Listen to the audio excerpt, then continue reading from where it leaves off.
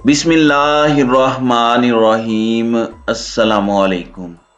नाज़रीन कराम, नई वीडियो में आपको खुश आमदीद कहते हैं। मुल्तान के नश्तर हस्पताल की छत पर 500 लावारिस लाशों का मामला। एक ऐसा केस जिसने पूरे पाकिस्तान को हिलाकर रख दिया है। ये गली सड़ी और लावारिस लाशें किसकी हैं और एक हस्पताल की छत पर ये लाशें क्या कर रही हैं। अब ये मामला हल होता जा रहा है और मेडिकल तलबा ने इस सारे मामले का भांडा फोड़ दिया है। एक जानिब तो पंजाब हुकूमत इंक्वायरीज का हुक्म दे रही है, लेकिन अब बहुत सी चीजें सामने आ चुकी हैं। ये मुर्दा अशखास कौन थे, इसका असल मकसद क्या था, ये वाकया कब का है, कब से हो रहा है, और ये जो तस्वीर और वीडियोस जो कि इंतहाई दिलखराश हैं, यानी बहुत सी लाशें गली सड़ी हैं, बहुत से इंसानी आज़ा हैं। ये सारे नश्तर हस्पताल मुल्तान की छत पर क्या कर रहे थे, इसका असल जिम्मेदार कौन है, ये सारी की सारी डिटेल्स हमारे पास मौजूद हैं जो आपके सामने रखनी है।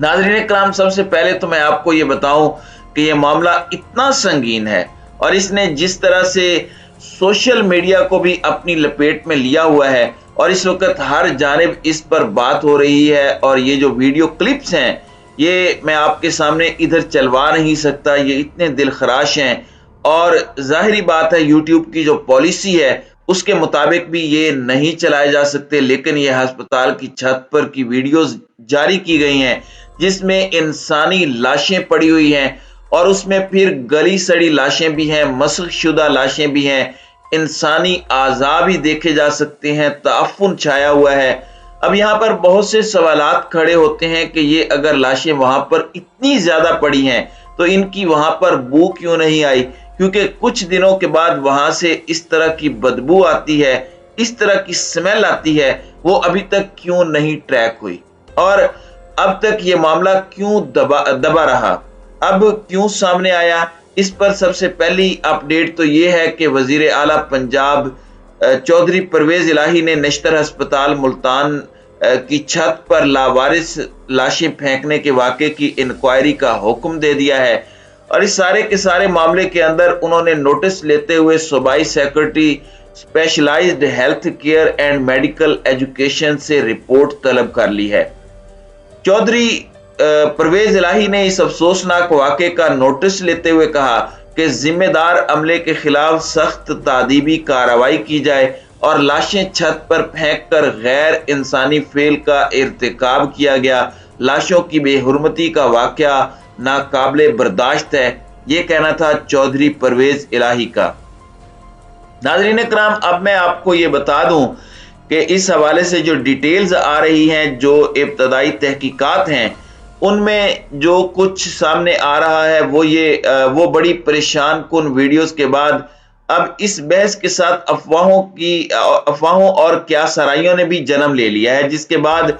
पंजाब हुकूमत ने गुज़श्ता रात ही इंक्वायरी का हुक्म दे दिया था और नश्तर अस्पताल के मेडिकल सुपरिटेंडेंट को 3 दिन के अंदर अंदर वजाहत पेश करने का हुक्म दिया था।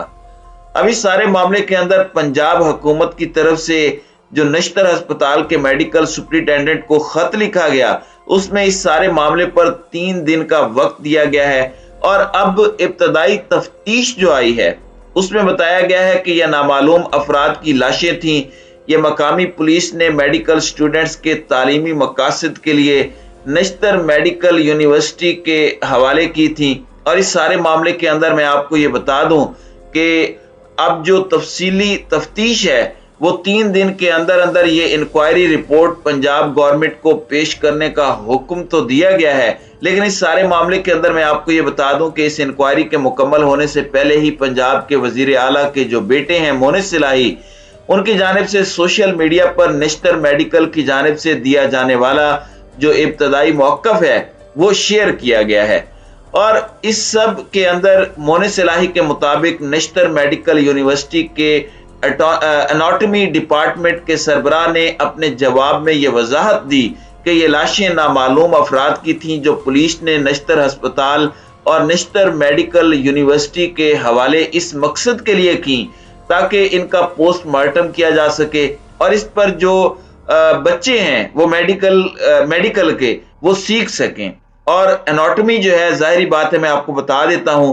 کہ یہ جسمانی اعضاء کے بارے میں علم حاصل کرنے کا مضمون ہے جو میڈیکل کالجز میں پہلے 2 سال کے دوران MBBS کرنے والے طلباء کو پڑھایا جاتا ہے، جبکہ پوسٹ مارٹم وہ عمل ہے جس میں موت کی تمام تر وجوہات کا تعین کیا جاتا ہے اور ہر طرح سے جسم کی جانچ پڑتال کی جاتی ہے۔ جو وضاحت آئی ہے اس کے مطابق پولیس کی جانب سے ان لاشوں کے حوالے کرنے کے بعد کہا گیا تھا کہ اگر ضرورت ہو تو MBBS طلباء کی تعلیمی مقاصد کے لیے انہیں استعمال کیا جا سکتا ہے۔ تاہم اس وضاحت میں ہسپتال کی جانب سے دعویٰ کیا گیا ہے کہ لاشیں گل سڑ رہی تھیں اور ان سے بدبو آ رہی تھی، اس لیے انہیں فریزر میں نہیں رکھا جا سکتا تھا اور ان کی حالت ایسی تھی کہ ان کو تعلیمی مقاصد کے لیے استعمال کرنا بھی ناممکن تھا۔ یعنی کہ یہ لاشیں انہیں اس حالت میں دی گئیں کہ نہ تو وہ فریزر میں رکھی جا سکتی تھیں اور نہ ہی یہ لاشیں تعلیمی مقاصد کے لیے استعمال ہو سکتی تھیں۔ تو ہیڈ آف اناٹمی ڈپارٹمنٹ نشتر ہسپتال جو ہیں ان کے مطابق ان لاشوں کے گلنے سڑنے کا عمل مکمل ہونے کے بعد ان کے جسم سے ہڈیاں الگ کر لی جاتی ہیں جن کو تعلیمی مقاصد کے لیے استعمال کیا جاتا ہے اور پھر ان لاشوں کو دفنا دیا جاتا ہے۔ اس لیے لاشوں کی بے حرمتی کا کوئی معاملہ نہیں ہے، یہ اب ان کا موقف آیا، یہ وہ بتا رہے ہیں کہ یہ چیزیں سامنے ہیں کہ گلنے سڑنے کے بعد ان کی ہڈیاں نکال لی جاتی ہیں اور پھر لاشوں کو دفنایا جاتا ہے۔ اور اس سب کے اندر میں آپ کو یہ بتاؤں کہ اس معاملے پر ایک پریس کانفرنس بھی ہوگی اور اس میں جو طلباء ہیں انہوں نے بھی بہت ساری چیزیں بتائی ہیں اور طلباء نے بھی سارے معاملے کے اندر کچھ معاملات کے حوالے سے ان چیزوں کو ایکسپوز کیا ہے جو کہ بڑی امپورٹنٹ ہیں۔ اور اس سلسلے میں آپ کو یہ بھی بتا دوں کہ 2 طرح کے مردہ خانے ہوتے ہیں کسی بھی ٹیچنگ ہاسپٹل کے اندر ایکسپرٹس کے مطابق۔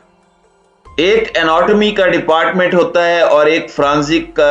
کا ڈپارٹمنٹ ہوتا ہے جہاں پوسٹ مارٹم کیا جاتا ہے اور پولیس جن کی شناخت نہیں ہو پاتی، اصول یہ کہتا ہے کہ وہ پوسٹ مارٹم کے بعد امانتاً وہ لاشیں